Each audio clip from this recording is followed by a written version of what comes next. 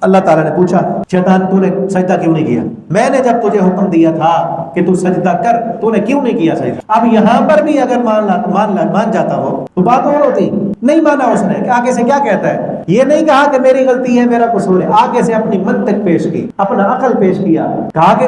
تو نے جو مجھے حکم دیا ہے میں اس کو سجدہ کروں، مجھے تو نے آگ سے بنایا ہے اور آدم کو تو نے مٹی سے بنایا ہے، آگ اوپر کو جاتی ہے مٹی نیچے جاتی ہے، میری شان اونچی ہے اس کی شان نیچی ہے، اونچی شان والا ہو کر نیچی شان والے کو سجدہ کیسے کرے؟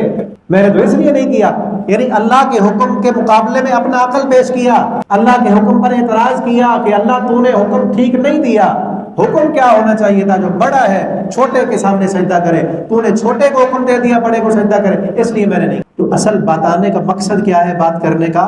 کہ ہم سے جب غلطی ہو جائے اپنے عقل کو پھر پیش نہ کریں کہ اصل میں یوں تھا، وجہ یہ ہے، سبب یہ ہے، فلاں کی وجہ سے ہوا تھا، نہیں، فوراً مانے جس طرح آدم علیہ السلام مان گئے تھے۔